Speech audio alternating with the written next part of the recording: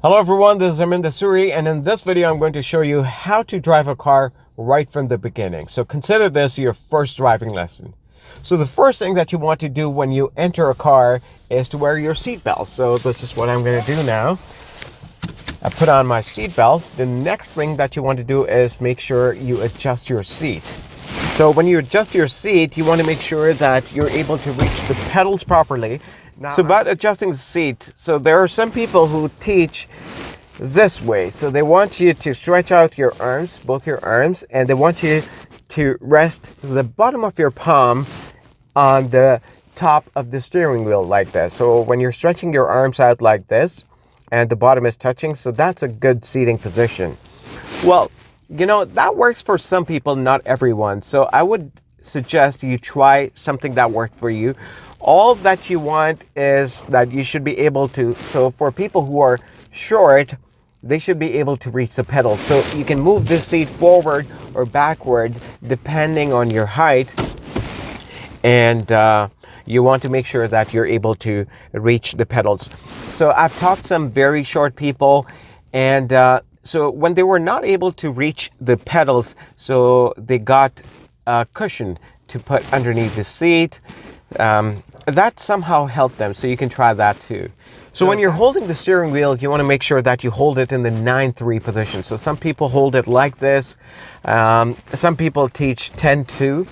Well, my favorite was 9-3. 9-3 is good. You know, what they said about 9-3 is that, you know, just in case, you know, God forbid, if you get into an accident or something happens and your airbags get blown, they don't hit your hands, right? So your hands are not coming in the way. So if you're a 10-2, then if the airbag inflates, then it's hitting your arm. And study shows that some people have broken their arms because they were holding the wheel in the 10-2 position. So 9-3 is a safer bet for you.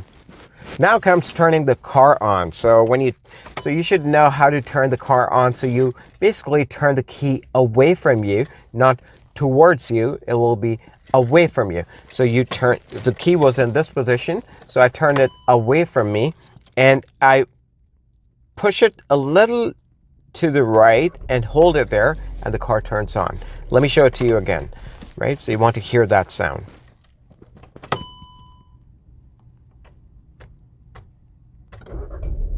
There you go.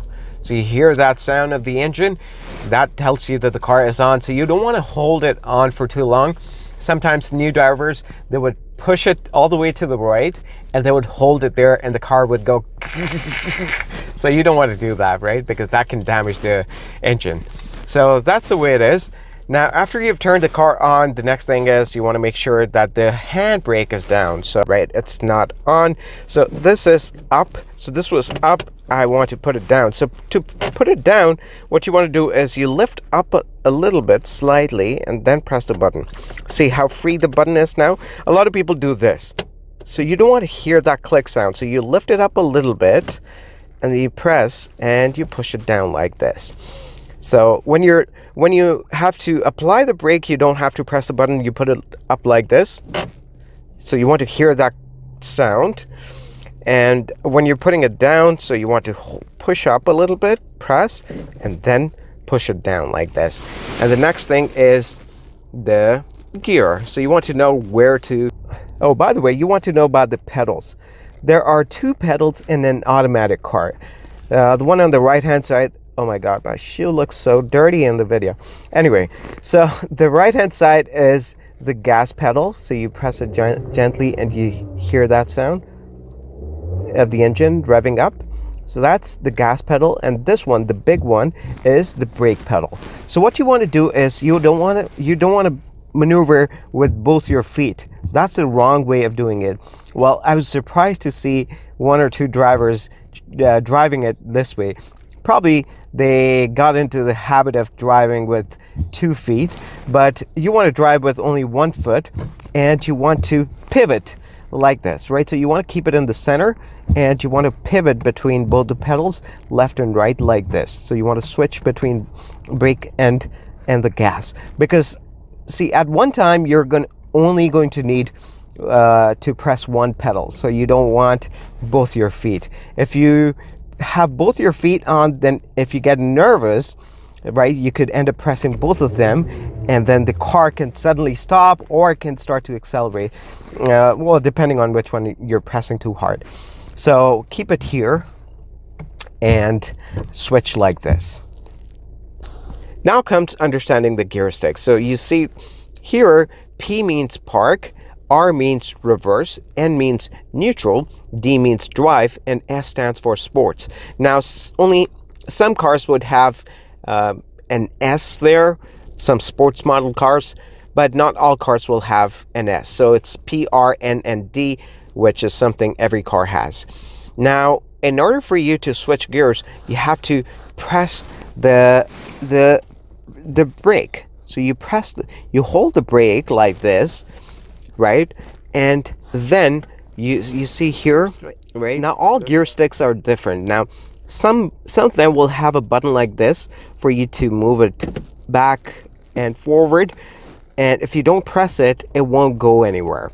So you have to press it, hold it like this, and you have to shift between the gears.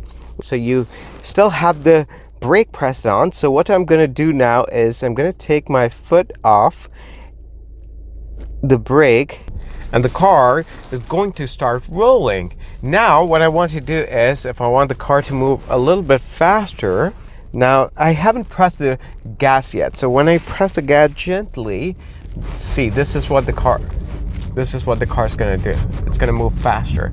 So that's that about learning. So do you now see how easy it is to get the car rolling? You just have to press the gas when you want the car to go faster, and you have to press a brake when you want the car to slow down or stop.